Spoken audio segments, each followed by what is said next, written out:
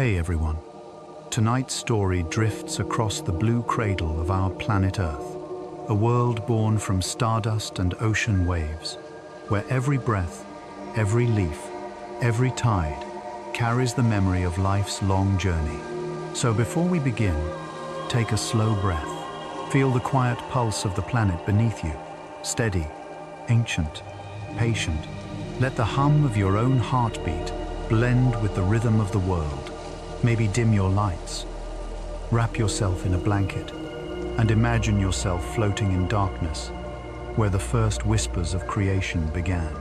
Let's wander softly through the gentle story of life on Earth. In the beginning, there was no blue, no green, no air to breathe. Only a restless cloud of gas and dust swirling around a young, golden star. From the chaos of the early solar system, tiny grains collided, clumped, and fused, drawn together by gravity's quiet persistence. Each impact was violent, yet each one built something larger, a molten world forming in silence. Over millions of years, Earth took shape, a sphere of fire and rock, wrapped in storms of gas, its surface glowing red with volcanic light. The newborn planet was not peaceful, but full of promise. Asteroids bombarded it like celestial seeds, bringing water locked in their minerals. Each impact filled the air with steam until rain began to fall, not for minutes or days, but for centuries. Then millennia. The sky poured endlessly, cooling the planet's surface, carving craters into basins and turning them into oceans. When the rain finally stopped, Earth exhaled, and the world shimmered a vast mirror of water, reflecting the young Sunday. From that reflection, our story truly began. In those early days, the Earth was a restless body, still hot beneath its thin crust, still trembling with the memory of birth. Volcanoes towered, lightning stitched across sulphurous skies, and the air was thick with carbon dioxide and methane. There was no oxygen to breathe, no life to stir. Yet, in that chaos, chemistry was at work, molecules meeting, combining, and breaking apart, like a secret language being written for the first time. Somewhere within those primeval seas, something extraordinary happened. Simple elements carbon, hydrogen, oxygen, nitrogen began forming complex chains, perhaps near the edges of a volcanic vent or in the warmth of a shallow pool. Tiny clusters of molecules learned to copy themselves, not perfectly but enough. And from that gentle imperfection, life began. Imagine the first living thing, smaller than a grain of sand, invisible even to imagination, a bubble of water and chemistry, dividing, merging, adapting. It had no eyes, no limbs, no thought, only a spark of persistence, the will to continue. That spark was fragile, yet relentless. Over time, it multiplied, each generation exploring new ways to survive, to capture energy, to grow. The oceans filled with invisible activity, a quiet, unseen bloom of possibilities. From this foundation, all life that ever existed, from jellyfish to redwoods, from sparrows to humans, would one day emerge. It is humbling to think that everything began with something so small, yet so determined to keep going.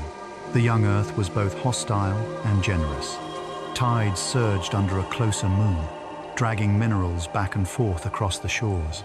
Lightning struck the surface, sparking reactions in shallow pools. Volcanoes spilled nutrients into the seas, creating pockets of warmth where molecules danced. In those places, life found its laboratory. Simple cells evolved the ability to harvest energy from their surroundings. Some drew power from the sunday, others feasted on the chemistry of stone and gas. Even in darkness, they thrived. It was the beginning of diversity, the first whispers of evolution. As the eons passed, the planet's surface changed again and again. Continents drifted like slow rafts across molten seas of rock. Mountains rose and crumbled. Meteorites came and went, leaving scars that would one day become oceans and valleys. Yet through all of it, life persisted, finding ways to adapt. The Earth itself became a living engine atmosphere, water, rock, and biology working together in balance. Every eruption, every rainfall, every ocean current played a part in nurturing the fragile film of life spreading across its surface. Even now, that balance continues. Every breath you take is part of that same exchange. Oxygen from plants, carbon from your lungs, endlessly cycling through the blue cradle that sustains us all. Close your eyes and imagine floating high above Earth, now the same planet that once boiled and cracked beneath meteors. From orbit, it looks impossibly calm, a blue sphere wrapped in white clouds, swirled with green and brown, turning slowly in the black silence of space. The continents, the forests, the oceans, all born from ancient fire, now softened by water and time. Our planet has been through chaos, yet it glows with serenity. That is the essence of Earth. Resilience dressed as beauty. Every calm wave, every drifting cloud, every heartbeat is a continuation of that long, improbable peace. As you breathe slowly, think about this. The atoms in your body were once part of those early storms. The carbon in your bones, the oxygen in your blood, the calcium in your teeth, all were forged in the explosions of ancient stars, gathered into Earth's dust, washed into its oceans, and eventually shaped into you. You are not separate from this planet. You are part of its memory. The same chemistry that awoke in the first tide pool still flows in your veins. You are the Earth, remembering itself. So tonight, as the world outside quiets and the air grows still, let your thoughts drift back to that beginning, the warmth of volcanic seas, the first raindrops falling for 1,000 years, the spark of life glowing unseen in the dark. The Earth was young, uncertain, and wild, yet it found balance. Just as you will tonight, close your eyes. Feel the gentle gravity holding you, the ancient pulse beneath you. You are resting in the same blue cradle that once nurtured the first cell. The same oceans that whispered life awake still murmur beneath your dreams. Sleep softly in their rhythm. The story has only just begun. Far below the surface of the early ocean, sunlight could not reach. The water there was ink black, cold and heavy, a silent world where pressure crushed and time seemed to pause. Yet even here, in the depths of darkness, the story of life was quietly unfolding. Imagine towering chimneys rising from the seafloor, built from minerals exhaled by the Earth itself. They hissed and bubbled, spewing jets of scalding water rich with metals and gases. To us, it might seem a place of death, toxic, boiling, utterly alien, but to chemistry, it was a paradise of possibility.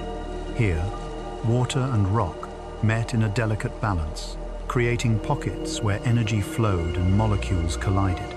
In those mineral-lined chambers, something miraculous began to happen. Tiny carbon chains, drifting aimlessly, found shelter in the cracks. Mineral surfaces acted as catalysts, patient teachers guiding atoms to form bonds, breaking and reforming them again. Within these narrow spaces, heat and pressure pressed order from chaos. Small molecules joined to make larger ones, simple patterns repeating until, by chance, they built the first networks of self-replication. It was not yet life as we know it, only a spark of organization, but it was enough. Enough to change everything. Scientists call these places hydrothermal vents, and even today, they roar quietly on the ocean floor. Around them, modern ecosystems bloom in total darkness. Blind shrimp, pale crabs, ghostly fish. But at the base of those communities live microscopic architects, bacteria that feed not on sunlight, but on chemistry. They take hydrogen sulfide, poisonous to most life, and turn it into energy. This process, called chemosynthesis, mirrors photosynthesis, but it thrives without light, proving that life does not need the sun to survive. Perhaps this was how it all began, not in warm ponds under gentle skies, but in black water under crushing pressure, lit only by the faint red glow of molten earth. Think of that, the first living spark, sheltered by stone, surrounded by darkness, warmed only by the breath of the planet. Every heartbeat, every leaf, every bird song you know traces back to that hidden chemistry. It was there that matter learned persistence. There that survival first took shape. The vents were like natural laboratories, each bubble a tiny experiment, repeating across millions of years until life became inevitable. Outside those cradles of heat, the ocean stretched endlessly empty and waiting. Currents carried the newborn molecules outward, scattering them through the sea. Some broke apart, others survived, clinging to bits of clay and rock. The ocean became a vast mixing bowl where evolution could begin its quiet rehearsal. Cells learned to seal themselves within membranes, protective skins that separated inside from outside. This simple boundary made a world of difference. For the first time, a being could keep its inner chemistry safe, nurture its own reactions, and decide, in its microscopic way, to live. Those early cells had no eyes, no awareness, but they sensed change. When the sea warmed, they adjusted. When it cooled, they endured. They fed on minerals, stored energy, divided and drifted. Each division carried the chance of change. A random mutation here, a new molecule there. Most changes failed, but a few succeeded. Over billions of years, the ocean became filled with experiments that worked tiny, silent victories written in code we now call DNA. In every cell on Earth, that original code still whispers its ancient song. Continue. If you could drift through those primeval waters, you would see no color, no form, only shimmering threads of energy curling from the vents like ribbons. Microscopic life clung to the rocks, glowing faintly in chemical light. Above them, darkness stretched forever. But below, the seabed was alive with warmth. In that contrast, cold above, heat below the planet found equilibrium. It was as if Earth itself was breathing, inhaling chemicals, exhaling life. When we speak of beginnings, we often imagine light dawn, sunrise, creation bursting from brilliance. But perhaps the first light was not sunlight at all. Perhaps it was the faint luminescence of bacteria, deep in the abyss, a ghostly green radiance flickering between minerals. Life began not in brightness, but in persistence, in patience, in the willingness to survive when the world was dark. Even now, billions of years later, deep-sea vents continue to host entire ecosystems. Creatures that never see the surface live their entire lives by those volcanic chimneys, feeding on chemical energy as their ancestors did eons ago. They are living fossils of a time before the sun mattered, reminders that life has more than one recipe for survival. Somewhere in that darkness, the first cell divided, then another and another, until the ocean filled with invisible motion, a tide of creation that would one day rise to form forests, whales, and eventually, us. So as you lie in the quiet now, imagine yourself drifting near one of those vents. The water around you glows faintly red. Bubbles rise like stars through the dark. You feel the slow pulse of the earth beneath, ancient, constant, alive. Every breath you take tonight carries echoes of that deep-sea chemistry. You are breathing the same molecules once forged in volcanic fire, cooled in the abyss, and woven into the chain of life. From darkness came the first spark, and from that spark, everything that would ever move, sing, or dream. Sleep softly with that thought. Even in darkness, warmth endures. Even in silence, beginnings unfold. Life always finds a way to begin again. Far above the black vents where life first stirred, sunlight shimmered across the young ocean. For millions of years, that light fell on a world that could not yet use it, a gift unclaimed, energy spilling endlessly into blue. The sea was quiet, filled with invisible life, feeding on minerals and heat. But then, something miraculous happened. A few fragile cells learned to drink sunlight. They were simple, green-tinged organisms, ancestors of what we now call cyanobacteria. Through a chemical trick both elegant and profound, they captured sunlight and used it to split water, releasing a new gas that had never filled the air before, oxygen. With each flicker of light, they changed the planet itself. At first, this transformation went unnoticed. The ocean still looked dark, and the land still lay barren.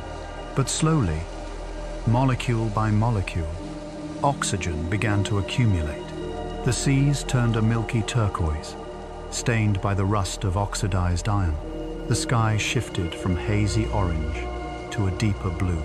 What had once been poison oxygen became the breath of the future.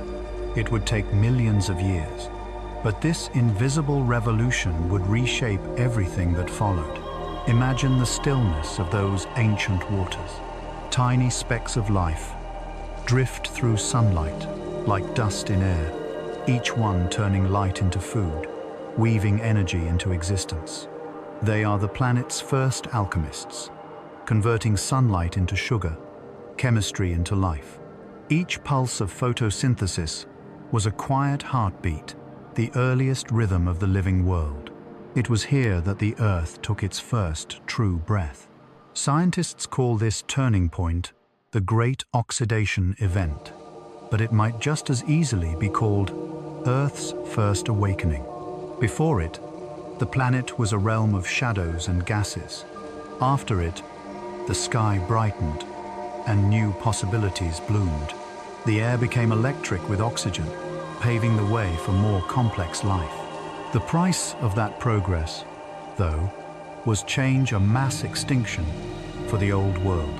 Many of the ancient microbes, adapted to life without oxygen, perished in their own creation. Yet from their sacrifice, the stage was set for everything to come. Life learned that transformation often carries loss, and that every evolution requires surrender. In the shallows near the coasts, sunlight danced through ripples, illuminating colonies of green mats that spread like living carpets across rocks. These were the first ecosystems shaped by light. Layer upon layer of microbes built towering domes called stromatolites, fossil records of early sunlight turned to stone. Even now, in a few quiet corners of the world in Western Australia, in the Bahamas, these living relics still grow, whispering of the dawn that once remade the planet. As oxygen filled the seas, a new kind of beauty emerged. Metals, once dissolved in the water, began to settle out, forming bands of red and grey ironstone, the planet's first great artworks, painted by breath alone. Each layer recorded an ancient sunrise. Over time, the air itself began to glow with greater clarity, scattering light in blues and whites. From space, Earth's surface shimmered, transformed from a shrouded world into a living jewel. The planet was no longer just a rock wrapped in water. It had become luminous, capable of reflecting the sun's warmth like a mirror of life. Oxygen is restless. It wants to combine, to burn, to join. And in its hunger, it opened new paths. For the first time, cells could release far more energy from the food they consumed. Breathing became a superpower. With oxygen came movement, growth, complexity. Cells began to specialize, to cooperate, to build structures larger than themselves. It was as if the world took a deep breath and then began to sing. In this way, Photosynthesis was not just a biological event. It was a spiritual one, the birth of light within life. Every green leaf today is a descendant of that moment. Every forest, a continuation of that original sunlight transformed. The oxygen you inhale with each breath is the same that once shimmered from those first oceanic blooms. Even your heartbeat depends on their ancient generosity. They are still giving, still breathing through you. When you look at a blade of grass, or the soft green glow of moss on a stone, you are seeing echoes of that first awakening. Each cell within those plants holds tiny descendants of the original cyanobacteria, small blue-green factories, still humming quietly, still turning light into life. The bond between sunlight and biology remains one of the most beautiful partnerships on Earth. The star gives, the planet transforms, a perfect exchange, ancient and eternal. And so, in time, the world began to shine. Light entered the cycle of existence, and every living thing carried a trace of it inside. Even in your dreams tonight, that same light flickers the pulse of a star woven into your breathing. The story of life is a story of illumination. Darkness giving way to radiance, silence giving way to song. Earth learned to breathe, and through that breath, to bloom. So as you drift towards sleep, imagine the early ocean under its first true dawn. The surface glitters, the air tastes new. Tiny green worlds float upward, shimmering in sunlight. And for the first time, the planet exhales. For billions of years, the oceans belonged to the small. Invisible cells drifted, divided, and adapted, each one a tiny, self-contained world. But then, slowly, something astonishing began to unfold. Life learned the power of togetherness. At first, it was simple, a few cells lingering after division, staying close rather than drifting apart. Those small gatherings became clusters, then colonies, then communities. Working together brought advantage, shared protection, shared nourishment, shared light. Where one cell struggled, many could thrive. And so, individuality softened into cooperation. It was the first whisper of what we now call multicellular life. Imagine looking through the ancient sea, sunbeams filtering through green water, illuminating clouds of tiny spheres pulsing in unison. Each cluster moves like one being, yet within it, countless cells live their own lives. Some begin to specialize, focusing on certain tasks, absorbing nutrients, sensing light, helping the group divide. It is the beginning of structure, of purpose, of roles. The ocean becomes a quiet choreography of cooperation, the first organized societies of life. With time, these cellular gatherings grew more intricate. Some formed filaments that stretched toward the light, waving gently like silk in the current. Others shaped themselves into hollow balls, then flattened, folded, and wrinkled into more complex forms. Nature was experimenting, sculpting with soft matter. Every new pattern carried the memory of the old, building complexity layer by layer. This is how evolution works, not through grand leaps, but through the patient accumulation of tiny collaborations. Then, something beautiful happened. Some of those colonies developed an inside and an outside, a true body. Inner cells protected from the world, outer cells touching it. With this boundary came sensation, direction, intention.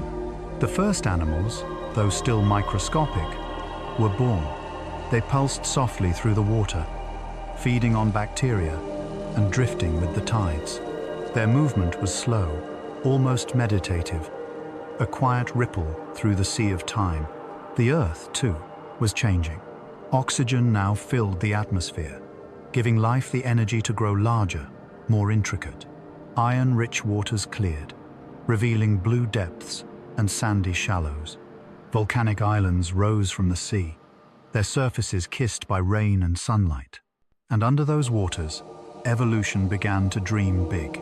Soft-bodied creatures appeared jellyfish-like forms, fronds and discs, feathered mats of life carpeting the seabed. It was the dawn of the Ediacaran era, a time when Earth's oceans became a canvas for the first large organisms. These early beings had no bones or shells, yet they flourished in shapes we still struggle to imagine. Some resembled leaves, others rippled like quilts spread across the sea floor. They fed not by hunting, but by absorbing nutrients directly from the water. Their world was peaceful, slow, almost silent, a garden of living fabrics drifting in gentle currents.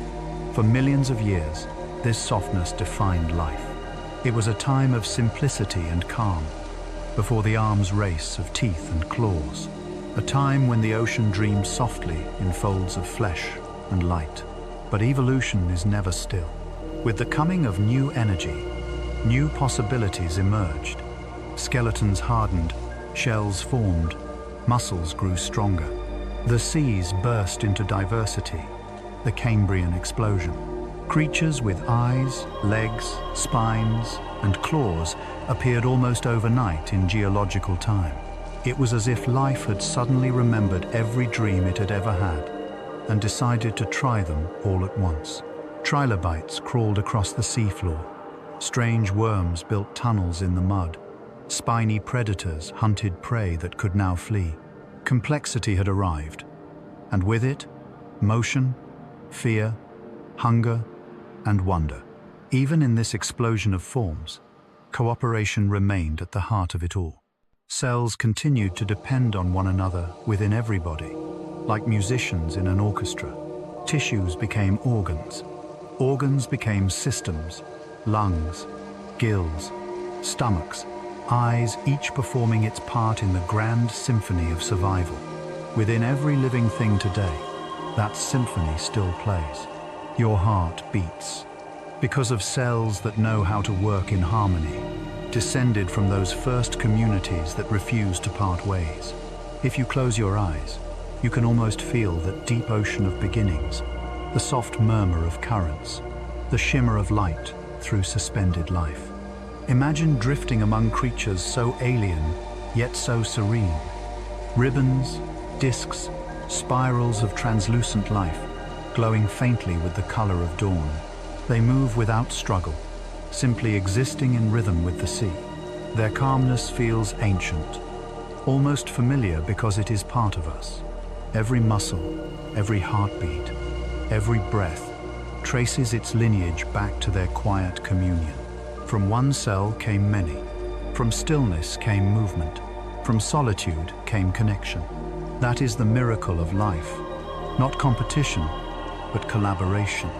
Every living thing, from the smallest microbe to the tallest tree, carries within it the memory of togetherness. The same harmony that once joined single cells into bodies still binds species into ecosystems, planets into balance, and perhaps hearts into empathy. So tonight, as you breathe, feel the small lives working quietly within you, billions of cells cooperating in silence, keeping you alive. You are a living chorus, a continuation of that ancient miracle of many. The ocean within you still hums the same rhythm. We are one. For ages beyond counting, life belonged to the sea. Currents carried it, tides shaped it, and the rhythm of the moon ruled its days.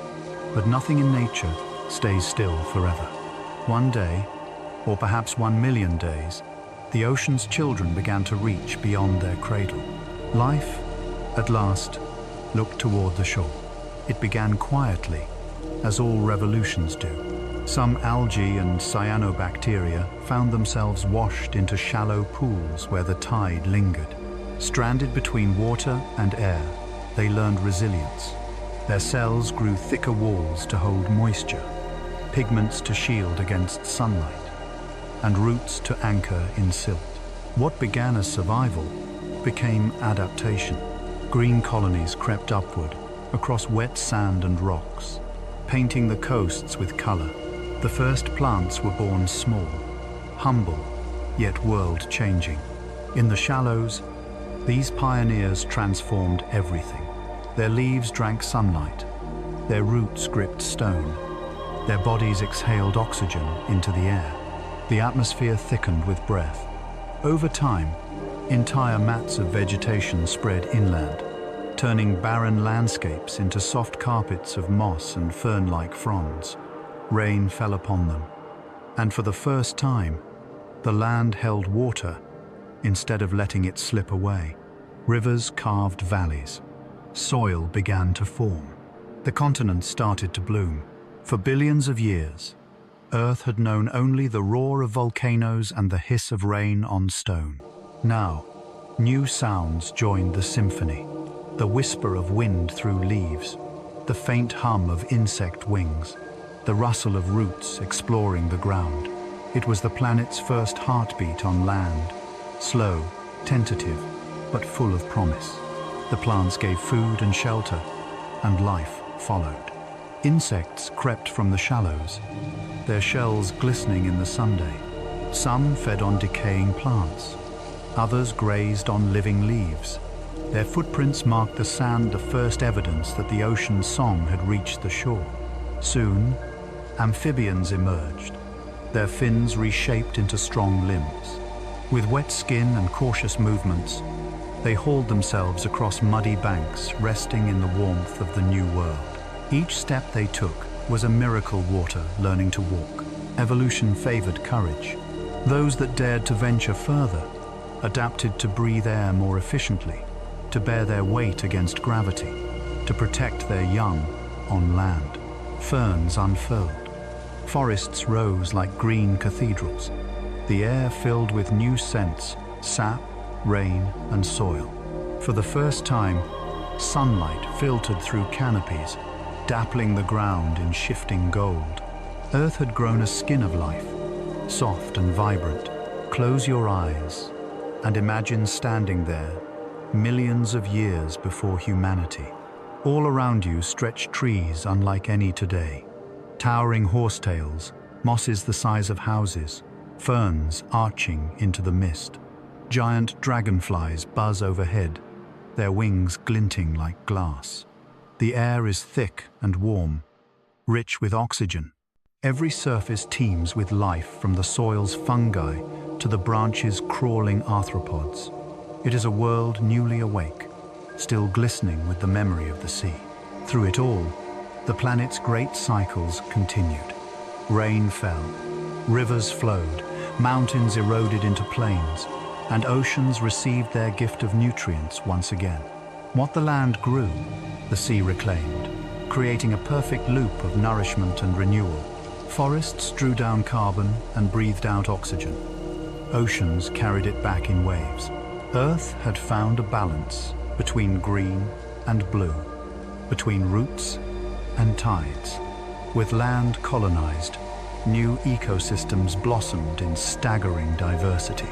Reptiles evolved thicker skins, stronger eggs, and a freedom from water. They roamed far from the coastlines, claiming deserts and valleys. Insects pollinated flowers, linking the plant world with the animal. Fungi partnered with roots, weaving underground networks that nourished entire forests.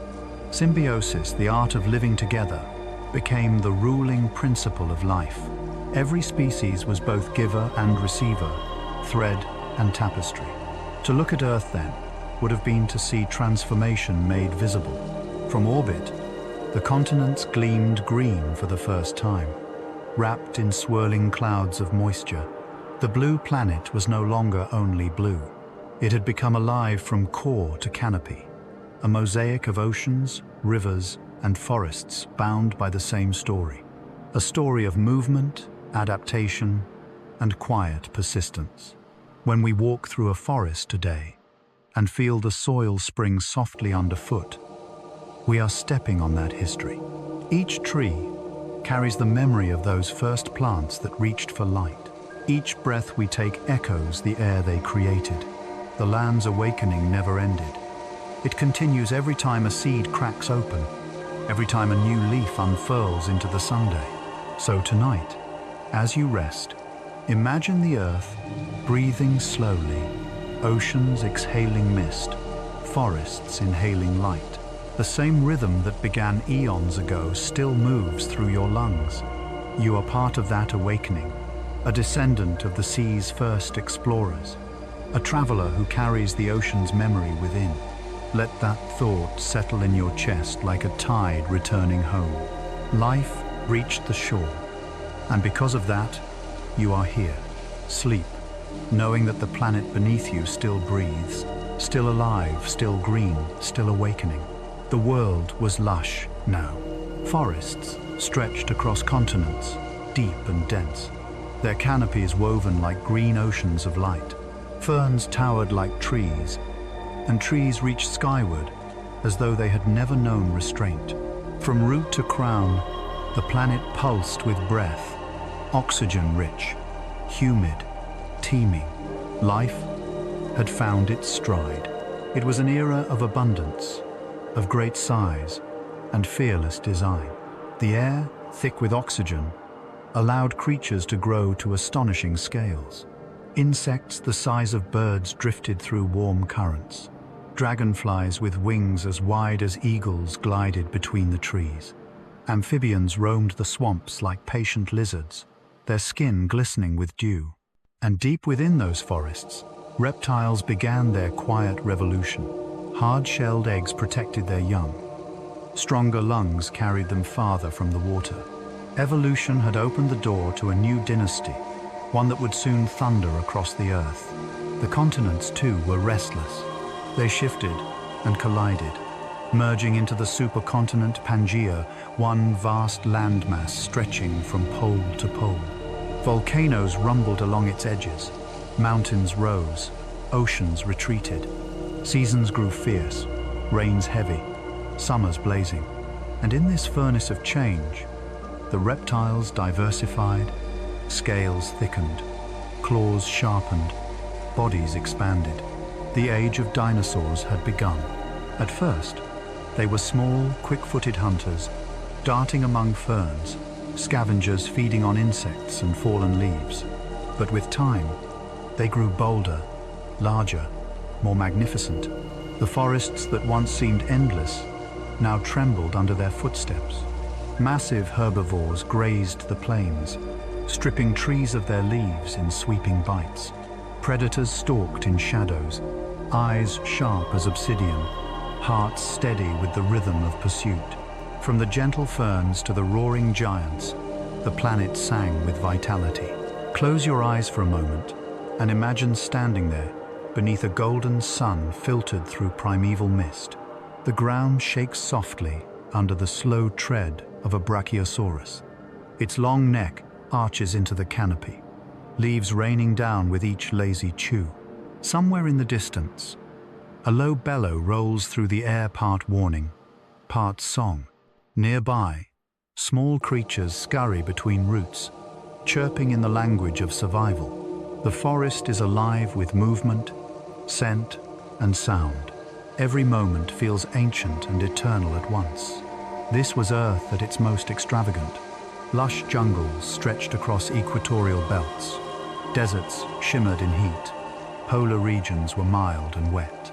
The world had no frozen poles, only life, everywhere, in every form. Trees the size of cathedrals pierced the clouds. Rivers braided through fern valleys, carrying nutrients from mountains to sea. Insects pollinated cycads and conifers, continuing the dance between plant and animal that had begun in the shallows long before. Each dawn rose over a world that knew nothing of scarcity, only abundance. Yet even in this paradise, the cycle of life remained. Creation, growth, decay. Fallen trees became soil. Dead giants fed roots. Lightning struck forests, and from the ash, new green rose again. The earth was learning renewal on a grand scale, each extinction feeding the next generation. The same fire that destroyed would one day give rise to something new. Beneath the forests, the hidden world of fungi thrived, ancient partners in life's quiet persistence. Their mycelial threads wove through soil and stone, recycling everything the giants left behind. Each tree's fall was their feast, each decay their harvest. The forest floor glowed faintly with bioluminescent life, a living reminder that even in darkness, transformation continued. In this era of giants, it was the small fungi, insects, bacteria who sustained the whole. And in the skies, another story was beginning. Some reptiles stretched membranes between their elongated fingers and learned to glide, then to fly. The first pterosaurs rode the warm air above coastlines, their wings catching the light like silk. Later, feathers appeared not yet for flight, but for warmth, color, and display. What began as decoration would one day become liberation. The air, once empty, now carried the flutter of dreams. But even the mightiest ages have their twilight. Deep within the earth, volcanic fires stirred again. Ash darkened skies, cooling sunlight. Seas changed their chemistry. Ecosystems faltered, and at the end of the Cretaceous, a celestial visitor, an asteroid, struck the planet with unimaginable force. The sky burned, forests fell silent, and the age of giants came to an end. Still, not everything was lost. Some small creatures endured. Birds that carried the memory of flight, mammals that hid in burrows, seeds waiting beneath the ash. The planet rested, scorched, but alive. For life never truly ends. It only transforms. The fall of giants became the soil for what would follow a gentler, more deliberate kind of world. So as you breathe tonight, think of that rhythm: rise and fall, growth and rest. Even the grandest eras must one day sleep, only to dream themselves anew. The forest of the past becomes the carbon of your breath. The bones of dinosaurs feed the flowers you pass each morning. Nothing is lost, only changed, endlessly recycled in the quiet work of time. Let that comfort you. Like the earth, you too are allowed to rest, to let go, to renew. Even giants sleep. Even fire gives way to green. Close your eyes and feel the deep hum of the planet beneath you, steady, patient, eternal. The age of giants has passed, but its breath still moves through you. When the great thunder of the giants faded, the earth fell into silence. Ash drifted through the air like snow. Forests lay charred and still. The oceans darkened under a haze of dust, and sunlight struggled to reach the waves. For a while, it seemed as if life itself had stopped breathing. But beneath the ashes, beneath roots, stones, and soil, something stirred. Tiny hearts continued to beat. Hidden in burrows, tucked under fallen leaves, life waited. It was not the strong that survived, but the small. The great reptiles were gone, their bones scattered across a cooling planet. In their absence, the overlooked inherited the earth. Insects, birds, amphibians, and the quiet, scurrying mammals that had once lived in shadow. They had survived because they were adaptable, patient, and humble. They didn't fight the storm, they endured it. They waited for the light to return, and it did. Slowly, the dust settled. Sunlight broke through once more, faint but warm. Rain washed the ash from stone, rivers cleared, and green returned cautious at first, then bold. Seeds that had slept through the darkness woke, pushing small leaves into the new dawn. The cycle of life began again, softer, quieter, wiser. Among the survivors were the mammals' descendants of the small, fur-covered creatures that had once darted between the feet of dinosaurs. They had lived unnoticed for millions of years, feeding on insects, nesting in trees, nursing their young in the safety of the night. Now, they had space to grow. With warm blood and sharp senses, they could live in cold and dark where reptiles could not. They learned to climb, to dig, to swim, to run. Some grew larger, others stayed small, but all carried the same secret strength: adaptability. The world was theirs to rediscover. Birds, too, had survived fragile, feathered descendants of ancient raptors. They rose from the ashes, wings shimmering in the new light.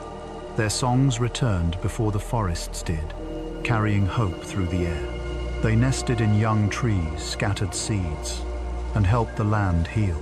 Where once thunder lizards roared, now the sky filled with gentle music.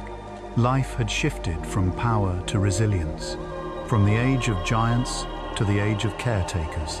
In the oceans, the story continued as well. Sharks and fish adapted, corals rebuilt, plankton blossomed again.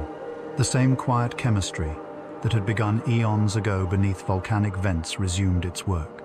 Everything that had been lost was slowly rewritten in new forms. It was as if the planet itself had exhaled, tired, but ready to begin anew. Evolution once again became the patient sculptor. Mammals diversified into forms that filled every niche. Some returned to the water as whales and dolphins. Some took to the air as bats. Others roamed the plains, grazing under sun and stars. Elephants, cats, horses, primates, each carried a thread of survival spun from ancestors that had once trembled in the dark. It was proof that persistence, not size, defines strength. Close your eyes and imagine that reborn world. Forests of ferns and flowering plants shimmer in the morning mist. Birdsong fills the air where silence once reigned. Small mammals scurry through underbrush, noses twitching, fur glinting in the light. Every sound, every chirp, buzz, rustle is a declaration of endurance. Life had learned humility, and in doing so, it had learned mastery. In the soil, microbes continued, their quiet miracles breaking down decay, feeding roots, cleansing water, invisible to the eye, yet vital to the pulse of the world. The small things had always been the keepers of balance, and now the Earth's future rested in their unseen work. Even the air itself was a collaboration every breath shared between bacteria, trees, animals, and wind. When you breathe now, remember, the oxygen in your lungs was forged not only by towering forests, but by countless tiny organisms still at work, as they have been since the dawn of time. They endured through fire, ice, and extinction, and they are still here, within and around you, keeping the planet alive. Perhaps there is a lesson in that. That survival does not always mean dominance. That the quiet often outlasts the loud. That gentleness, patience, and adaptation can shape the world more deeply than strength or power ever could. The small that endured became the ancestors of everything you know, of every songbird at dawn, every mammal that walks, and eventually, of you. In your cells, their story continues, the humble resilience of life, written in code that has never forgotten how to begin again. So as you rest tonight, let that thought wrap around you gently. You are part of an unbroken lineage of endurance. Every heartbeat you feel is a continuation of theirs. Every breath, a whisper from those who waited in the dark until light returned. Even after the storms, life endures. Even after loss, renewal begins. And somewhere in the quiet between heartbeats, the small still carry the world. Sleep peacefully, small but infinite. You too are one of the survivors. Take a slow breath. Feel it enter you, cool, invisible, effortless. That breath has traveled farther than you could ever imagine. It has drifted through forests, through lungs, through oceans of mist and clouds of dust.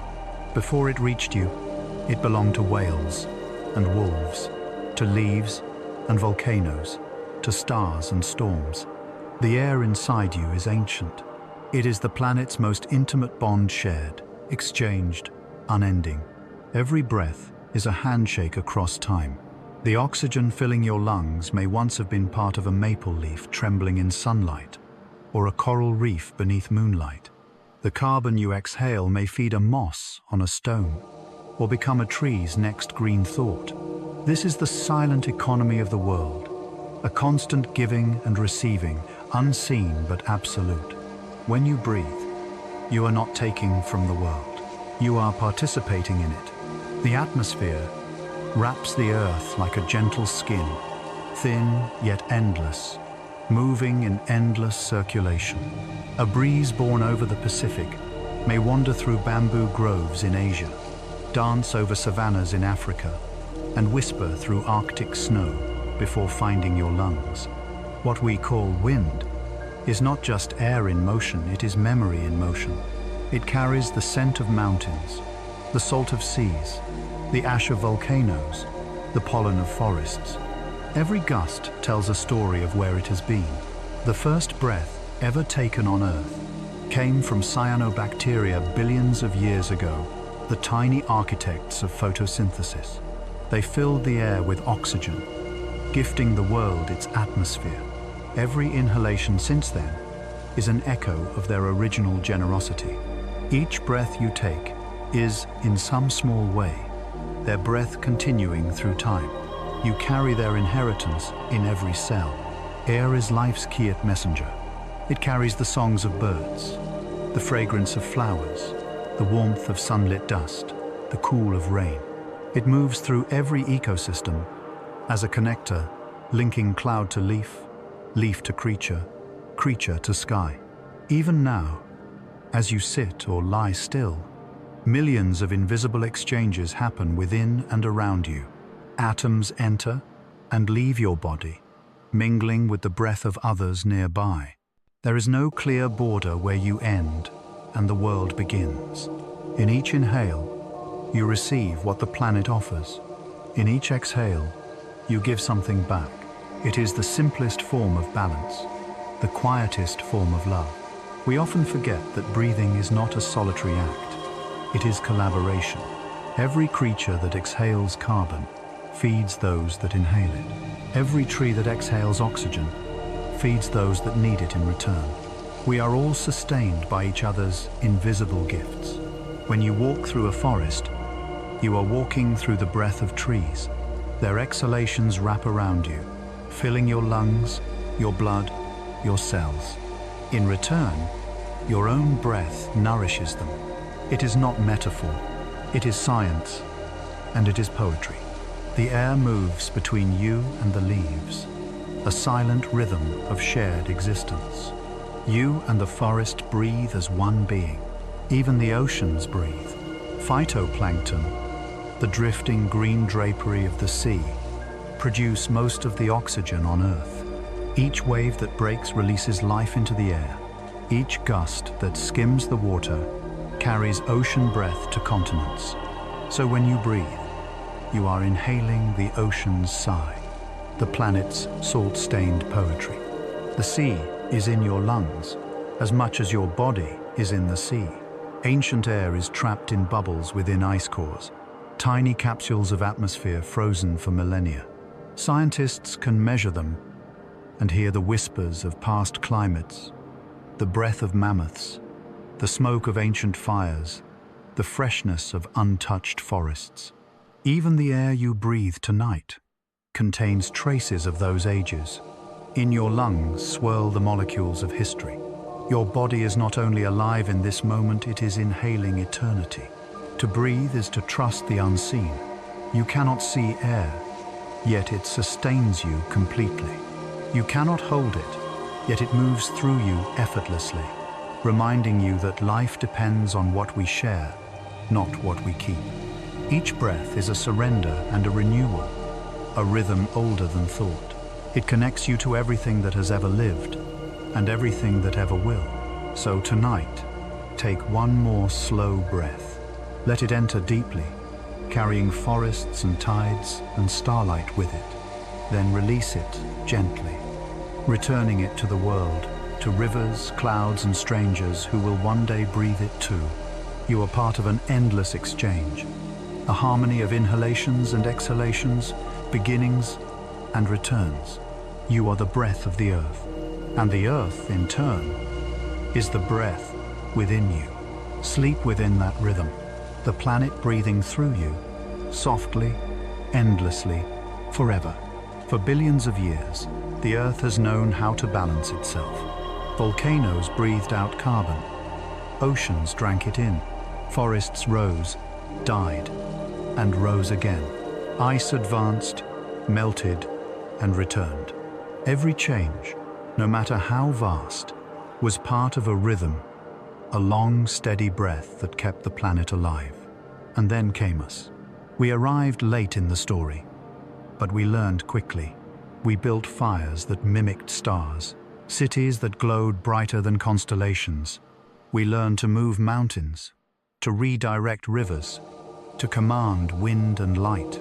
For the first time, one species had the power to reshape the planet that made it. But in our brilliance, we sometimes forgot that we were part of the system, not outside it. We pulled too much, too fast, from the Earth's quiet equilibrium. And now, the balance trembles. The signs are everywhere, subtle, then obvious. Glaciers retreat like breath drawn and never exhaled. Oceans warm, their corals bleaching to bone-white silence. Forests that once inhaled our carbon now gasp beneath drought and flame. Storms grow louder, rain more erratic, seasons less certain. The rhythm that kept time for eons falters not from malice, but from forgetfulness. Yet even in this fragility, there is still harmony waiting to be restored. The planet does not seek revenge. It seeks equilibrium. It responds, adjusts, and heals wherever we give it space. A forest replanted begins to cool its own air. A river unblocked finds its course again. Whales return to seas once emptied, carrying with them nutrients that help the ocean breathe. The balance is not lost, only wounded, and still capable of healing. Humanity, for all its complexity, carries the same instincts as any ecosystem. We are builders, but we are also caretakers. Our empathy, our awe, our capacity for reflection, these are not accidents. They are the planet's way of protecting itself through awareness. When we feel sadness at a dying coral reef or wonder beneath a forest canopy, it is the Earth feeling itself through us. That emotion is not weakness, it is memory. We are the only species that can look at the world and understand both cause and consequence. We can measure carbon, map migration, predict drought, but more than that, we can care. We can choose restraint over consumption, restoration over ruin. We can live in ways that let the planet breathe again. And when we do, we align ourselves with the same intelligence that shaped rivers and galaxies alike. All over the world, small acts of balance are returning. Communities replant mangroves that anchor coastlines. Engineers build wind towers that hum like silent sails. Farmers listen to the land, cultivating with rhythm instead of conquest. Children grow up learning that to protect something is not to lose freedom, but to rediscover belonging. These are not grand gestures. They are seeds, and the Earth knows what to do with seeds. Even our own bodies remind us how balance works. Every inhale is matched by an exhale, every heartbeat by a rest. When we live too fast, we grow ill. When we pause, we recover. The same truth applies to the world we inhabit. It does not need endless growth, only steady renewal. It does not need our dominance, only our participation. Balance is not perfection. It is motion. It is the gentle sway of the tide, the flutter of leaves adjusting to wind. It is life's willingness to bend instead of break. The Earth is still moving toward that balance, with or without us.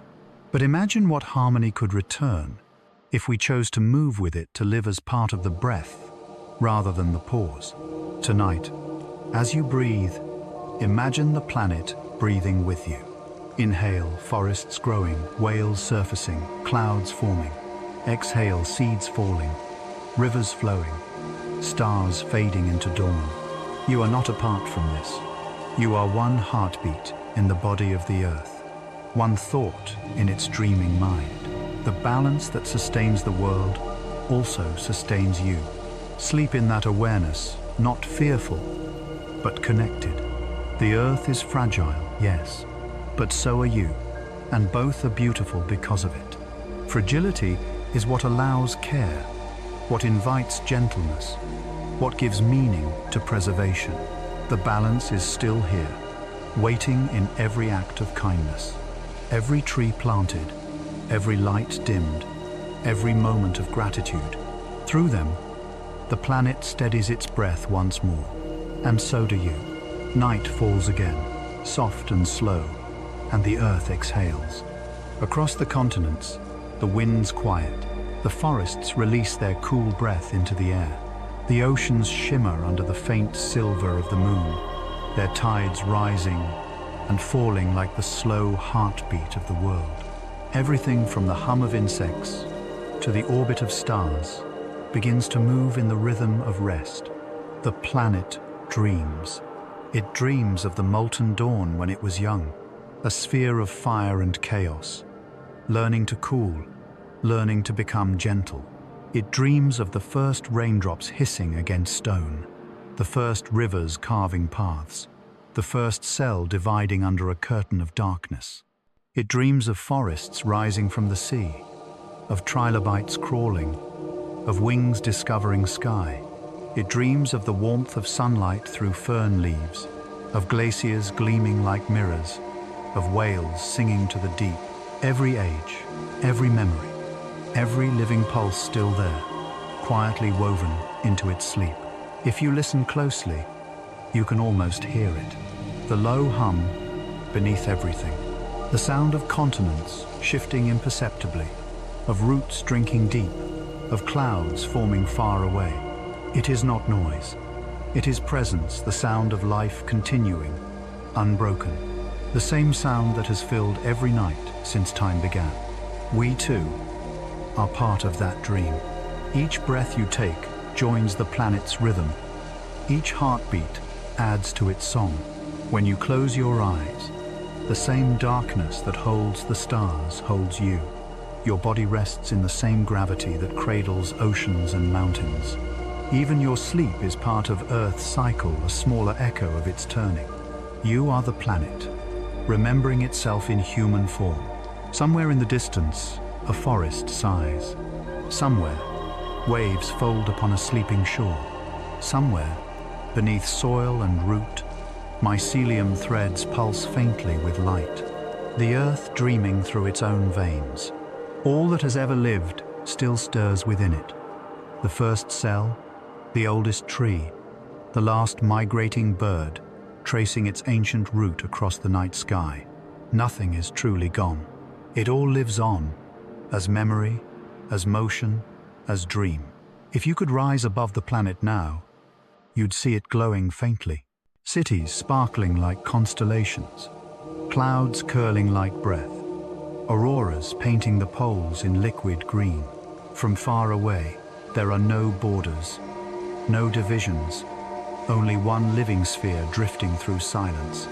A cradle of light wrapped in shadow, a home suspended in the dark. The earth does not sleep the way we do. It rests in motion, always turning, always breathing. Volcanoes whisper in their sleep. Rivers murmur to the sea. Coral polyps pulse like tiny hearts. Even in stillness, life continues. Rest is not the absence of movement, but the balance of it. And as the planet rests, so may you. Tonight, let the noise of the day fade like distant thunder. Let your thoughts settle like silt in calm water. You have listened to the story of the earth, from its fiery birth to its quiet dreaming. And now, it listens back. It holds you in gravity and breath, in warmth and silence. You are safe here, within its turning, part of its memory and its song. As you drift deeper into sleep, feel your body becoming light, your pulse matching the tides, your breath joining the wind. You are not separate from the world around you. You are the world, resting within itself. The same energy that moves stars now hums softly in your chest. The same matter that built mountains now dreams behind your eyes. So, Rest, child of the earth. Let the forests keep watch, the oceans sing you calm, and the sky draw its veil of stars above you.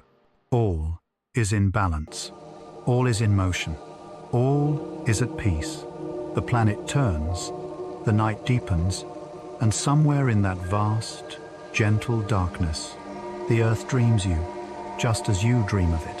When the world greened again, it did so with quiet wisdom. Forests spread like slow-moving thoughts, reaching across continents, climbing mountains, following rivers. From the outside, they seemed still trunks unmoving, roots buried, leaves swaying gently in the wind. But beneath that calm surface, something extraordinary was happening. The earth was thinking, in its own way. Every forest is a conversation, one that hums below the soil, in threads too fine for the human eye. Through networks of mycelium, the branching filaments of fungi trees share messages and nutrients, warnings and comfort. A single teaspoon of forest soil may contain kilometers of these threads, connecting every root, every sprout, every seedling. Scientists call it the mycorrhizal network, but some simply call it the wood wide web. In this hidden world, a fallen tree is not an end, it is a message. Nutrients from its decay are passed along to neighbors, sustaining them. A sick tree can signal distress through chemical whispers, prompting others to prepare for drought or pest. Young saplings growing in the shadows receive sugars sent from older trees through the fungal network, a silent act of generosity, like elders feeding the young. Nothing in the forest truly stands alone. Everything is part of something greater, woven together by invisible threads of care. Imagine walking barefoot through such a forest. The air smells of rain and moss, the light filtered through emerald leaves. Beneath your feet, unseen, millions of messages pass, electrical pulses, chemical signals, flows of nourishment. You are standing on a living brain, an ancient intelligence that does not think in words or images, but in rhythm and balance. The forest is aware not as we are, but deeply, collectively. It knows drought and flood, night and season, the slow heartbeat of the moon.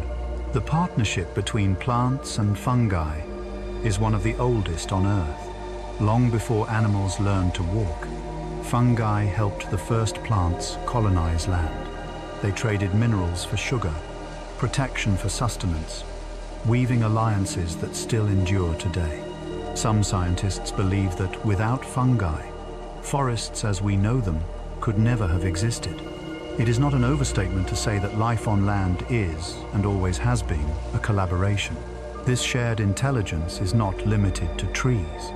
Grasslands, tundras, even deserts harbor networks beneath their surfaces, fragile threads keeping life connected through droughts, fires, and seasons of change.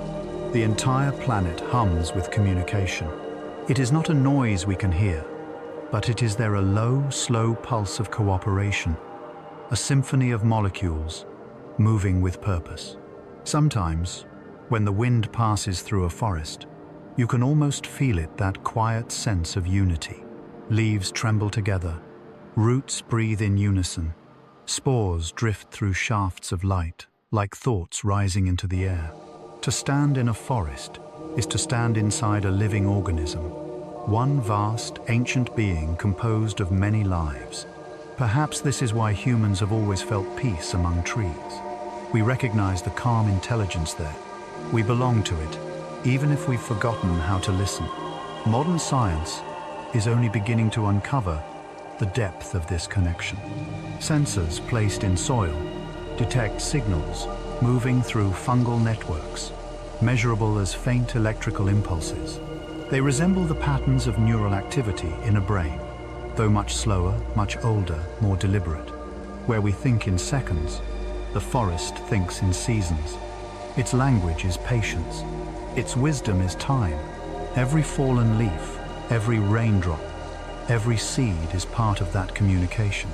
When a tree drops its leaves in autumn, It is not only resting, it is feeding the soil, replenishing the web that sustains it. When mushrooms bloom after rain, they are not mere decoration. They are the fruiting bodies of that network, releasing spores to carry its consciousness elsewhere. Even decay is dialogue. In death, the forest speaks renewal. So when you next walk beneath trees, imagine the invisible architecture underfoot, a labyrinth of living filaments, glimmering faintly in the dark, passing messages from root to root. Imagine that you, too, are part of that web, because in truth, you are the air you breathe, the food you eat, the very molecules in your body depend on those same underground exchanges. Every breath is borrowed from the generosity of plants and fungi. Every heartbeat echoes the rhythm of the forest's unseen song. Tonight, as you drift towards sleep, picture yourself in that hidden world. A soft twilight under the soil, threads glowing like constellations, roots humming with slow conversation. You are surrounded by silence, but it is a living silence, full of meaning. The forest is breathing with you, speaking in a language older than words, a language of patience, of balance, of care. You need only to rest and listen. After the forests found their voice, the oceans began to dream again. Under the moon's pull, tides rolled like breathing, and life shimmered anew beneath the waves. But this time, the sea carried a secret brilliance, a light born not from the sun, but from life itself. Down in the depths, where sunlight fades to twilight and twilight to black, countless creatures had learned to make their own glow. It began as survival, a lure for food, a flash to startle a predator, a signal to a mate. Yet what it created was something more, beauty in darkness. The ocean became a living galaxy, each organism a star. Picture it now. You're drifting through warm tropical water at night. Above, the surface ripples with the faint reflection of starlight. Below, the sea glows with a deeper fire, blue, green, silver, white. Every movement of your hand stirs 1,000 points of light. They swirl, gather, and drift away like constellations dissolving into mist. These are plankton tiny drifters, microscopic lanterns. When disturbed, they release light in gentle protest, transforming danger into beauty. It is one of the oldest magics on Earth. Bioluminescence. Even in the darkest depths, this magic continues. Anglerfish carry lanterns at the ends of lures, soft globes filled with glowing bacteria. Jellyfish pulse through the water, their edges tracing slow, luminous rings. Squid use patterns of light to speak, to camouflage, to flirt, and deep-sea shrimp, startled by predators, erupt in clouds of blue fire before vanishing into the void. Each glow is a whisper, a flicker of life, saying, "I am here." Scientists believe that nearly 90% of deep-sea creatures can produce light. In a realm where the sun never shines, illumination is survival. Some species use light to lure prey, others to hide. Some use it to mimic the faint shimmer of moonlight filtering down, blending perfectly with the water above. It is art born of necessity, evolution, painting with photons. The result is a world that looks more like a dream than a reality. Coral reefs, too, join the symphony of light. In shallow waters, sunlight scatters through turquoise waves, touching coral polyps that glow in shades of pink, violet, and gold. Each coral colony is a city of tiny animals building limestone towers that host fish, algae, and crustaceans. By day, reefs bustle like marketplaces. By night, they shimmer softly under the moon. It is the sea's own forest, filled with music you cannot hear and colors you cannot name. The coral's partners, microscopic algae called zooxanthellae, feed them with the energy of sunlight, while the coral shelters them in return. It is a relationship so perfect that even their light seems shared. glowing from within like a heartbeat. Bioluminescent bays like those found in Puerto Rico, Japan, and Vietnam still remind us of this quiet wonder. Dip your hand into their waters, and it will emerge dripping with starlight. Each droplet glows for a moment before fading, like the afterimage of a dream. For centuries, sailors told stories of ghosts and spirits moving beneath their ships, not knowing it was life countless, tiny organisms lighting the water with chemical grace. If forests represent the Earth's mind, then the oceans are its imagination. They play with light, bending it, creating it, weaving it into new forms. The deep sea is proof that beauty can exist where no eye sees it, that life's creativity is not for show, but for existence itself. In the stillness of those depths, the ocean writes poetry in light. When we watch a firefly drift across a summer night, we are seeing a reflection of that same ancient skill. The chemistry that glows in a jellyfish glows too, in that small winged spark. Across billions of years, light has been life's most tender invention, not only to see, but to express, to announce being, to say yes to existence even in the dark. Close your eyes now and imagine that world beneath the waves. Jellyfish drift like slow comets. Schools of fish shimmer in perfect unison, turning as one body, one thought. Far below, volcanic vents breathe faint red light into blue-black emptiness. And above, the ocean's surface glows like a mirror to the stars. In that reflection, you cannot tell where the sky ends and the sea begins. Perhaps, in some way, they never did. As you breathe tonight, think of the light within you, the same atoms that once shone in plankton and coral, the same molecules that make stars burn. You carry that glow, quietly, in every cell. Even when your eyes close, that bioluminescence of life continues, a soft, inner light that never truly goes out. So rest easy, surrounded by invisible oceans of light. You are part of that endless illumination, the living constellation of Earth. Life, having learned to glow in darkness and breathe upon land, began to experiment in ways even imagination struggles to follow. The planet offered challenge after challenge: cold, heat, drought, fire, ice, and life met each one with quiet genius. Every obstacle became an invitation to invent. Every hardship, a new doorway. There are creatures that can be frozen solid, hearts stopped, veins turned to glass, and yet awaken again when spring returns.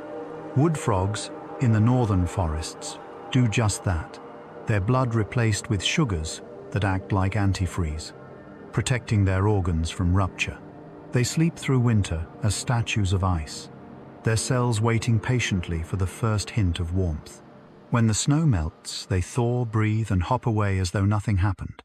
They are proof that death and life can sometimes share the same breath. In the depths of the desert, other beings have mastered thirst. Kangaroo rats live their entire lives without ever drinking water. Every drop they need is created inside them, their bodies recycling moisture with perfect efficiency. They live in the silence of dunes, sustained only by seeds and air. Every grain of sand, a reminder of balance. Adaptation is not excess, it is elegance. And in the farthest reaches of cold, in the black glaciers of Antarctica, in the frozen crusts of the Arctic, microbes still thrive. Some live within the ice itself, moving slowly between crystals, metabolizing the faintest traces of light and minerals. They are time-made living, existing on the edge of stillness, proving that life's patience has no limit. Even in what we call inhospitable, the earth finds ways to whisper, "I am still here." There are creatures that live in boiling water, the extremophiles bacteria that make their homes in volcanic springs and hydrothermal vents where temperatures would melt metal. To them, 100 degrees Celsius is not death but comfort. They feed on sulfur, thrive in acid and teach us that impossible is a human word, not a biological one. Scientists studying them have found clues to how life might exist on other worlds under the icy moons of Jupiter or in the methane lakes of Titan. Wherever there is energy, life finds a foothold. Then there are tardigrades, the near-mythical water bears, microscopic, round-bodied, and indestructible. They can survive the vacuum of space, the pressure of the deep sea, radiation, freezing, boiling, and starvation for decades.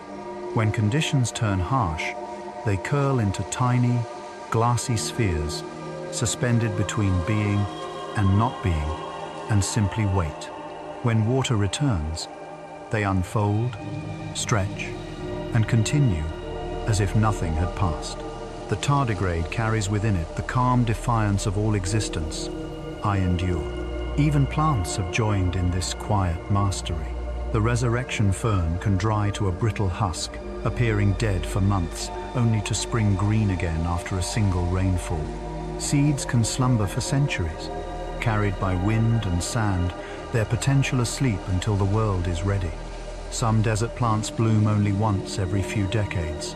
When rain blesses them, and when they do, the desert becomes a rainbow overnight. Patience, it seems, is another form of intelligence. Every species is a story of invention, of problem and solution written into flesh and bone. Some fish breathe air, some snakes glide through trees. Octopuses camouflage themselves, not just in color, but in texture, thought, and mood shapeshifters of the sea. Butterflies see ultraviolet light. Whales sing across entire oceans. The creativity of life has no artist, yet every being is a masterpiece. What unites all these creatures from frog to fern, from tardigrade to whale, is adaptability. The willingness to meet the world as it is, not as it was, to change, to yield, to evolve without resentment. Life does not fight the planet, it dances with it, step for step, and perhaps that is its greatest invention of all: cooperation with time. Think of your own body, quietly performing the same miracles. Your blood adapts to altitude. Your skin remembers the sun. Your mind reshapes itself after every experience. You are evolution in motion, billions of years of invention condensed into one breathing being. Your cells carry the same resilience as a tardigrade, the same patience as a seed, the same spark that first glowed in a volcanic vent. You are not apart from nature's ingenuity. You are its continuation. So as you lie here tonight, remember, you are part of a species that learned to adapt, to imagine, to create warmth in cold and meaning in uncertainty. Within you is the heritage of every survivor, every quiet miracle that refused to end. The story of life is not a tale of conquest.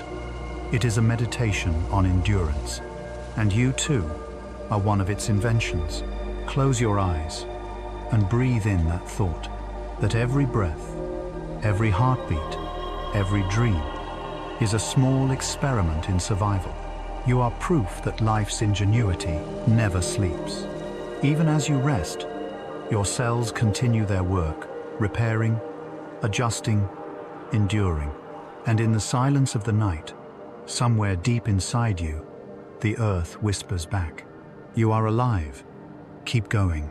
As the planet filled with forests, oceans, and endless invention, something new began to stir within life awareness. Not just reaction or instinct, but something subtler, a spark of thought, curiosity, even wonder. The earth had learned to notice itself. It started quietly, as all great changes do. A simple cell could sense light.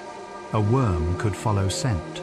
But slowly, over millions of years, nervous systems grew more intricate, more aware.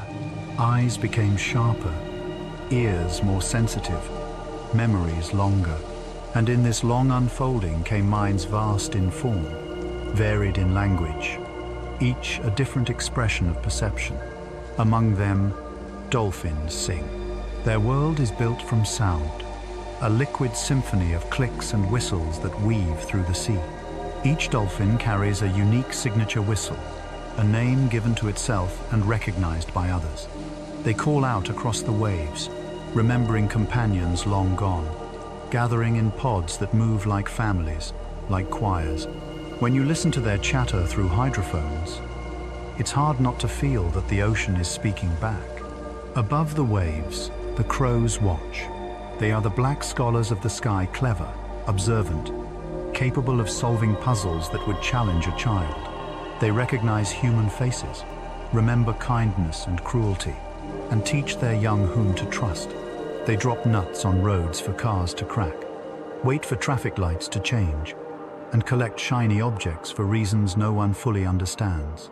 To look into a crow's eyes is to feel seen. There is thought behind that gaze, a dark mirror reflecting your own curiosity. Beneath the waves again, the octopus dreams. With 3 hearts and blue blood, it is a creature from another world. Yet it thinks with grace and mystery. Its mind extends through its body, each arm a semi-independent intelligence, feeling, tasting, deciding. Octopuses open jars, play games, and rearrange their tanks for amusement. They vanish in clouds of color, then reappear as coral, as stone, as shadow. And when they die, they do so with dignity, their short lives burning bright with brilliance. Scientists call them alien, but perhaps it is we who are the strangers, looking in on a kind of intelligence shaped by silence, water, and solitude. Elephants, too, carry wisdom in their immense hearts. They mourn their dead, caressing bones of lost companions with their trunks. They remember waterholes for decades, sense storms from hundreds of kilometers away, and communicate through rumbles that travel underground. Families walk together across the savannah, generations bound by memory. When a matriarch dies, her herd stands in stillness, as if the very air has stopped moving. Grief, it seems, is not uniquely human.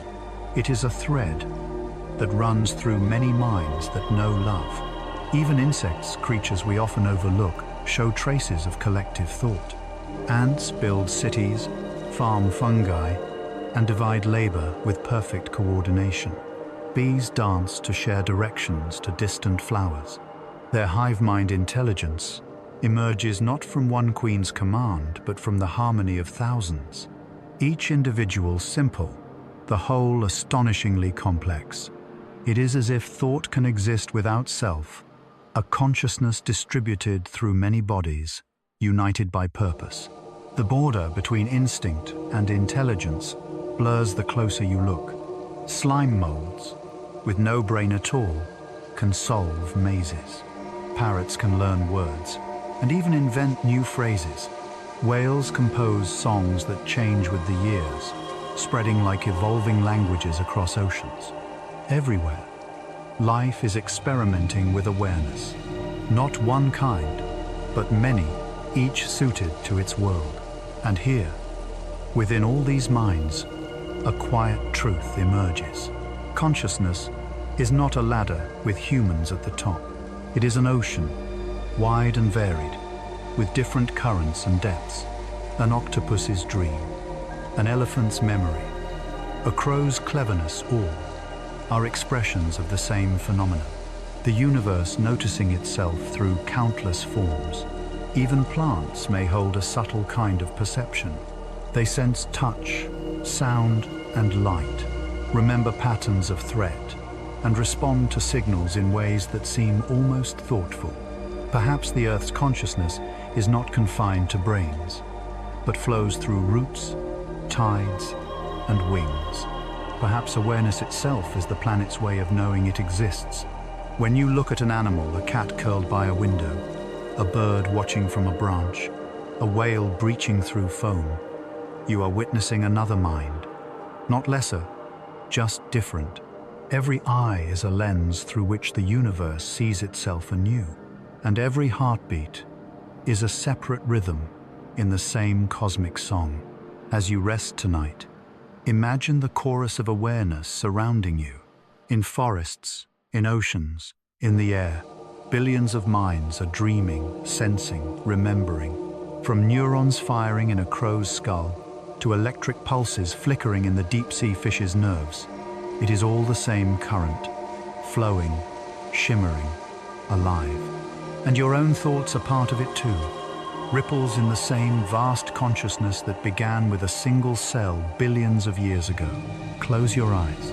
Feel the hum of awareness that threads through all things.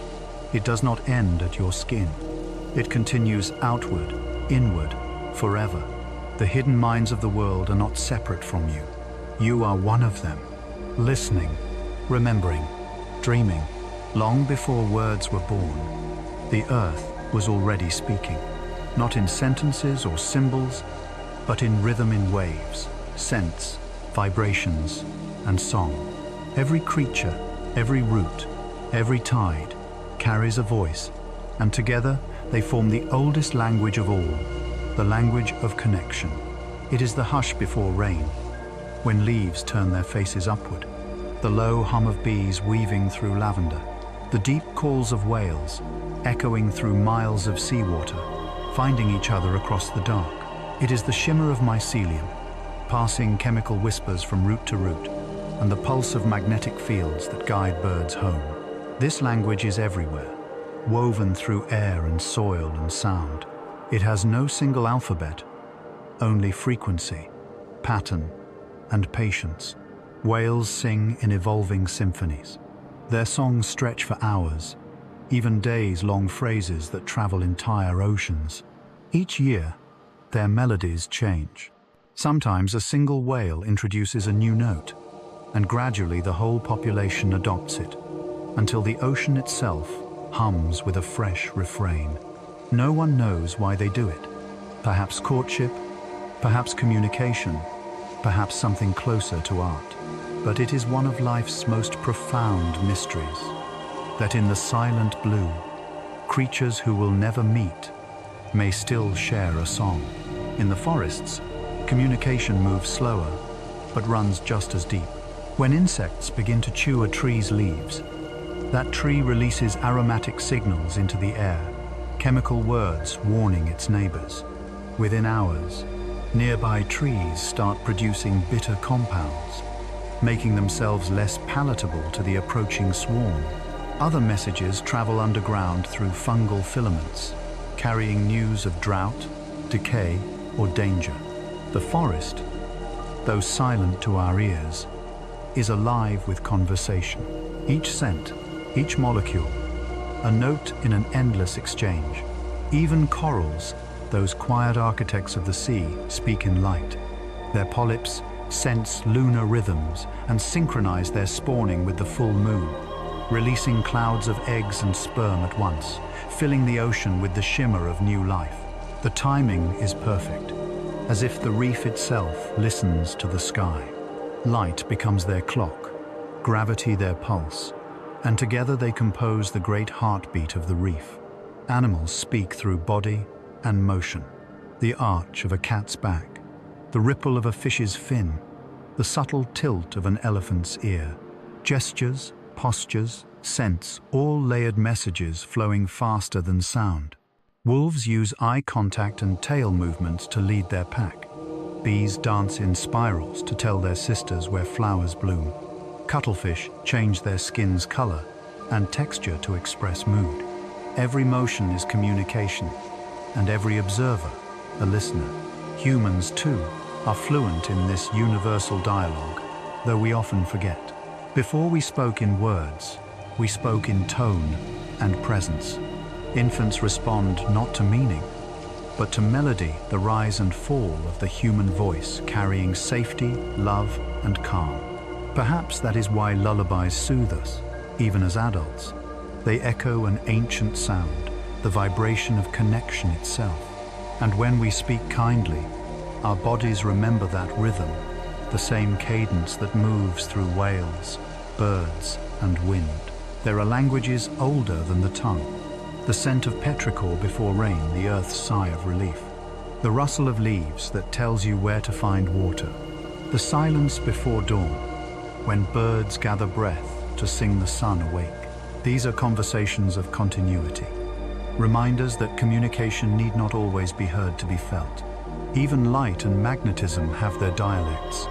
Migrating birds read the Earth's magnetic field like invisible lines of poetry.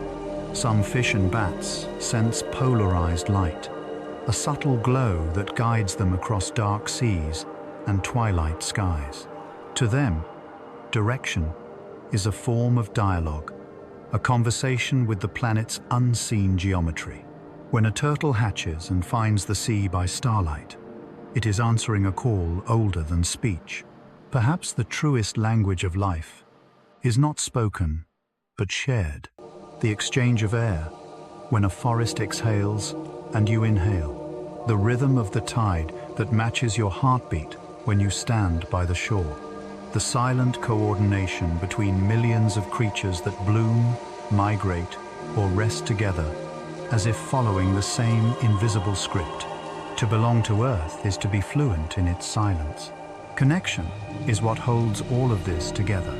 From the hum of atoms to the migration of herds, everything responds to something else. Even when you are alone, you are surrounded by signals: the warmth of the air, the whisper of gravity, the pull of the moon on your blood. You are always in conversation with the world. So tonight, listen, not with your ears, but with your quietness. Feel the dialogue beneath your skin, the pulse of your body matching the slow rhythm of the earth. Somewhere, a whale is singing. Somewhere, a forest is breathing. And you, in this moment, are part of the same exchange, another voice in the language of life. Sleep softly in that knowing. You are not separate from the conversation. You are the conversation, a note in the grand, unending song of the planet. Everything that lives dies, and everything that dies lives again. That is the oldest rhythm in existence, the pulse that hums beneath all things. It is not a tragedy, but a return, a perfect circle drawn in breath and dust, in roots and rain. The cycle of time is not about endings. It is about transformation. When a leaf falls, it seems to vanish from the tree's story. But beneath the soil, it begins another one.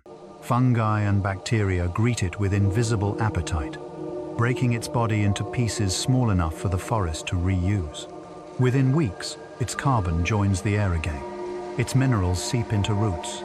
Its memory becomes wood, then flower, then fruit.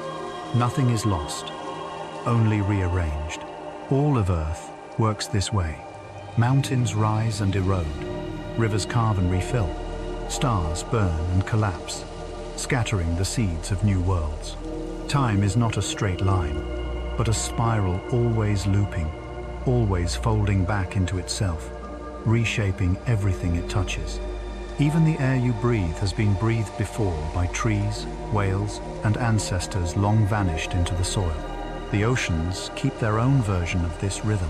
When plankton die, they drift down in endless snowfall, a rain of organic dust. Layer upon layer, century upon century, it gathers on the seafloor, pressing into stone, feeding new forms of life even in darkness. The deep ocean remembers everything. Every shimmer, every creature that ever lived, folded gently into the planet's archives. And from that memory, new life emerges again. Death, in truth, is not destruction. It is recycling the great choreography of matter. In the quiet decay of a fallen fruit, there is generosity. The nutrients it releases will bloom again in another body. The bird that eats it will scatter its seeds across the forest, where they will grow into new trees that will bear new fruit. The fruit will fall again. And so it continues, the world's most beautiful repetition. Even the stars obey this law. Our sun, steady and golden, will one day swell and fade, scattering its elements into space. Those elements, carbon, oxygen, iron, will someday gather into another world, another ocean, another possibility. Perhaps life will rise again, curious and luminous, and look back to the same sky and wonder where it came from, the answer will be the same. From the ashes of stars, from the breath of time, from the cycle that never ends. On Earth, decay is a kind of love. The forest floor, rich and dark, is built from the bodies of those who came before. Every step you take in the woods is cushioned by ancient life. Transformed fallen trunks turn to humus, moss grown from forgotten leaves. It is the planet's softest bed, made of endings that became beginnings. Perhaps this is why forests feel so peaceful. They have accepted impermanence and turned it into beauty. Even within you, this cycle repeats endlessly. Old cells die, new ones are born. Atoms that once belonged to rivers or clouds are now part of your blood. Your body is a temporary constellation of borrowed materials, constantly renewed, constantly letting go. To be alive is to participate in the exchange, giving back, receiving again, over and over. You are a brief arrangement of eternity. When humans bury their dead, plant trees over graves, or scatter ashes in the wind, we are honoring this cycle, whether we realize it or not. We are saying, continue, become rain, become soil, become root, become air. Return to the pattern that sustains all things. There is no true loss in nature, only change of form, only new melody from the same eternal song. Time itself is a living thing. It moves through us, not past us. We are not carried away by it. We are made of it. Every heartbeat, every tide, every rotation of the earth is a moment of exchange between what was and what will be. When you breathe out, the world breathes in. When the world exhales, you inhale again. This is the cycle of life. Intimate, infinite, serene. As you drift towards sleep tonight, imagine yourself as part of that rhythm, not separate from the earth's transformations, but within them. The slow turning of soil, the rise of waves, the fading of starlight, the pulse of roots and clouds and hearts. You are not leaving the world when you rest. You are joining it, returning to the quiet tempo of the planet. Close your eyes. Feel the cycle move through you: birth, decay, renewal, all happening, always. You are older than mountains and newer than dawn. You are the universe remembering itself. And like everything that has ever lived, you too will one day return to the beginning, not as an ending, but as a continuation of the same endless breath. Long before we took our first breath, before forests rose or creatures sang, water was already moving the planet's first traveler, first mirror, first memory. It flowed through the newborn earth, carving paths through stone, carrying the whispers of volcanoes and the dust of stars. It has never stopped moving since. Every drop that falls today has been here before, raining, freezing, melting, flowing, endlessly transformed. The water you drink may once have rested in a glacier, drifted as mist above an ancient sea, or rippled against the gills of a trilobite 500 million years ago. It has no age, only continuity. It remembers everything. In each river lies the story of the land it crosses, the minerals it gathers from mountains, the pollen it carries from forests, the reflections of creatures that drink from its banks, all of it recorded in motion. Rivers speak the language of gravity, patient, constant, unstoppable. They do not rush, they follow. Even when dammed or divided, they find a way to reunite with the sea, as if drawn by a promise older than time. And when rivers reach the ocean, the memory deepens. Salt, the residue of ancient land and tears of rain, binds the waters of the world into one vast body. The Pacific touches the Atlantic, the Indian meets the Arctic, a single planetary bloodstream, circulating endlessly.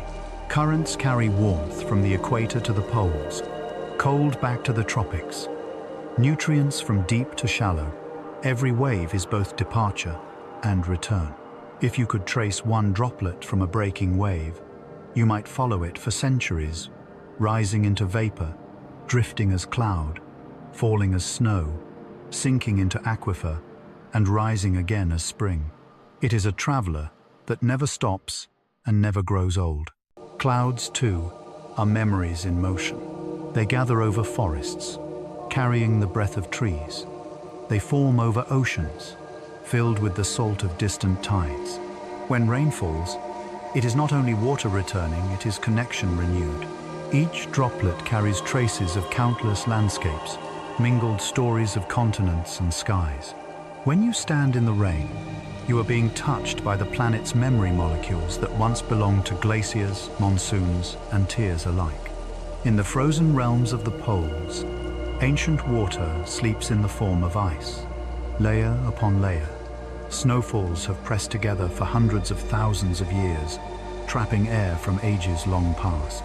Scientists can drill into those glaciers and read them like books, each band of ice a page in Earth's diary. They reveal warm periods and cold, volcanic winters and fertile springs, even traces of human history written in particles of soot and pollen. The ice remembers everything the world has exhaled. Water shapes life, and life shapes water in return. Every cell carries its oceans in miniature, salt-balanced and tidal. Your bloodstream flows with the same rhythm as rivers. Your heartbeat echoes the pulse of waves. Even your tears are small reminders of the sea you came from. To cry, to sweat, to breathe all our ways, the ocean still moves through you. In deserts, water hides beneath sand for centuries, waiting. When it finally surfaces, a spring, a well, a single drop on a stone, it brings life in an instant. Seeds awaken, moss unfurls, insects gather. It is not abundance that creates miracles, but timing. The earth knows this. Water arrives when the world is ready to receive it. Throughout cultures and eras, humans have always revered water as sacred. In myths, it is the source of creation, the cosmic ocean before the first dawn. In rituals, it is renewal, a baptism, a washing away, a return to purity. In poetry, it becomes emotion itself, fluid, reflective, ungraspable. Perhaps we revere it because it is the one thing we can never truly own, only borrow for a while as it passes through us. Scientists have discovered that water can form intricate patterns when exposed to sound and vibration, tiny ripples that echo music, voices, even heartbeat rhythms. Some call it a metaphor, others a mystery. But whether literal or poetic, the truth remains. Water listens. It records the story of the world in endless transformation, and in its flowing, it teaches the art of letting go, of moving forward without losing what has been. Close your eyes for a moment. Imagine yourself standing beside a river. The surface glitters like glass, but beneath, countless currents are weaving together. If you scoop some into your hands, you're holding ancient history, a momentary shape of something eternal. It slips through your fingers, but it does not vanish. It only continues its journey as you continue yours. Tonight, as you drift into sleep, listen to the faint sound of water within you, your heartbeat, your breathing, the whisper of blood in your veins. It is the same song sung by rivers and rain. You are mostly water, which means you are mostly memory, the planet remembering itself in living form. Let that bring you peace. You are part of the endless flow from cloud to sea, from sea to tear, from tear to tide. You do not end. You change, as water does. You are every ocean, every storm, every drop that has ever fallen, and every wave yet to come. Sleep gently. The earth's water remembers you, and in its dreaming, it carries you home. Before there was earth, before there were oceans or forests or breath, there was silence, vast, unbroken, timeless. And then, from that stillness, came light, a single flash that filled the void with energy, expanding outward into everything that would ever exist. The universe was born, and in its first heartbeat, it carried the seeds of all things, stars, planets, and eventually, us. You are older than you think. Every atom in your body was forged in that ancient fire. The carbon in your muscles, the calcium in your bones, the iron in your blood, all created in the hearts of stars that lived, burned, and died long before the sun ever rose. You are not just made of stardust. You are stardust remembering itself. When the first stars ignited, they were enormous, brilliant, short-lived. They fused hydrogen into helium, then heavier and heavier elements, carbon, oxygen, silicon, iron, until they could no longer bear their own light. Then they exploded, scattering their insides across space in bursts brighter than galaxies. Those explosions, supernovae, were acts of cosmic generosity. From their ashes, new stars and worlds were born, ours among them. Billions of years later, one small cloud of that scattered dust condensed around a newborn Sunday. Out of it spun the Earth, a pebble in a sea of light. It carried within it the legacy of every star that had ever lived. Every mountain, every tree, every drop of rain, every breath of air, all of it built from ancient remnants of cosmic fire. Even now, the atoms in your hands once belonged to other worlds.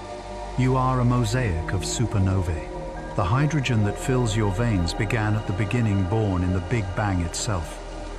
Over 13 billion years ago, every molecule of water inside you contains pieces of that original creation. When you drink, you are touching the dawn of time. When you breathe, you are inhaling the same particles that once floated in the young galaxies. And when you dream, the universe dreams with you, because your consciousness is made of its dust and silence. The stars did not vanish after giving birth to us. They still speak. Every night, their light crosses unimaginable distances to reach your eyes. When you gaze upward, you are not just looking at stars, you are looking into the past, seeing light that began its journey millions of years ago. Some of those stars have already died, but their light is still traveling, still touching you. The universe remembers how to shine, even long after its sources fade. Astronomers say the Milky Way hums softly, not in sound, but in radiation, in cosmic background music left over from creation. It's a whisper you can't hear, but that your atoms still recognize. They've known it since the beginning. That hum is home. Life on Earth is the universe expressing curiosity about itself. For billions of years, matter wandered aimlessly through space until, here, it opened its eyes. You are the cosmos, aware of its own existence, a collection of atoms that learned to wonder. Through you, the stars continue their story, not through explosions or gravity, but through thought, compassion, and imagination. When you look at a flame, you're seeing the same reactions that power the stars: fusion and release, creation and decay. When you look at lightning, you're watching the dance of charged particles that fill galaxies. Even your heartbeat echoes the rhythm of pulsars, those spinning remnants of collapsed suns. The macro and the micro are the same symphony, played in different octaves. Ancient civilizations understood this intuitively. They built stories around the stars, gods, constellations, myths, not just to explain the cosmos, but to remind themselves that they belonged to it. They saw no boundary between sky and soil, spirit and matter. To them, starlight and soul were one. Science later gave us the same truth in different language. The universe is within us, written in code, in atoms, in light. Every sunrise is the universe renewing itself. Every human life, a temporary arrangement of cosmic material destined to return to the whole. Even when we die, Our bodies dissolve back into the same elements to be reborn as wind, water, soil, or star. There is no real separation between the heavens above and the life below. It is all one vast, breathing continuum. So tonight, as you drift toward rest, imagine yourself floating through that immense dark, surrounded by galaxies like fields of glowing flowers. Feel the calm of that infinity. You are not small within it. You are it, condensed into form for a while. Every heartbeat is the echo of a supernova. Every thought, a flicker of starlight revisiting itself. Let that realization settle like stardust on your skin. You are made of ancient fire and future light. You are proof that the universe still dreams. And when you close your eyes, you return to that dream, not away from it. Sleep softly beneath the same stars that made you. Their light is your origin, and their silence, your rest.